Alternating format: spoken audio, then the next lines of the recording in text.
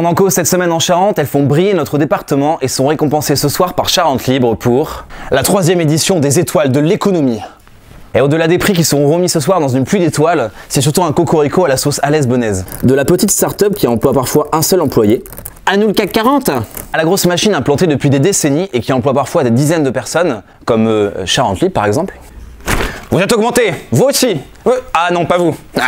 J'aimerais vous parler des 21 entreprises qui participent aux étoiles de l'économie, mais cela donnerait quelque chose comme ça. Oh, on dirait vraiment que je bois une bière là, ça marche bien.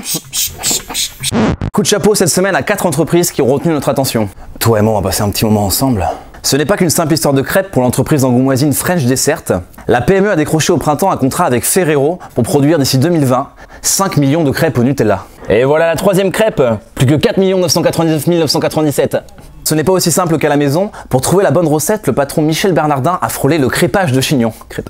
8 mois de recherche et développement et tout ça avec des produits régionaux. Moi je dis bravo.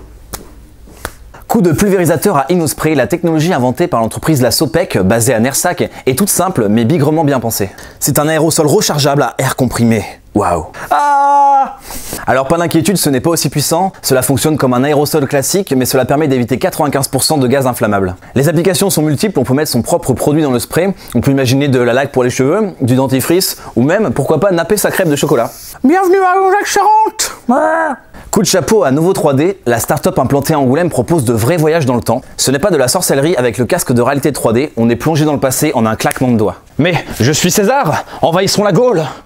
Cela se présente sous la forme d'un jeu vidéo. Imaginez, vous pourrez caresser les dinosaures d'Anjac-Charente, visiter le phare d'Alexandrie ou vous promener dans le Angoulême médiéval. Le boss de Nouveau 3D, Dominique Lyon, s'est entouré de scientifiques et il n'hésite pas à mettre le nez dans les archives et à faire un travail d'historien pour se rapprocher au plus près de la réalité. Coup de boule de pain cette semaine à Pain Pauline. La boulangerie bio lancée à Montboyer en 2012 par Pauline Decroix ne cesse de grandir. Ah mais c'est visqueux quand même. Ah. Mais à la fin ça donne un pain tout chaud.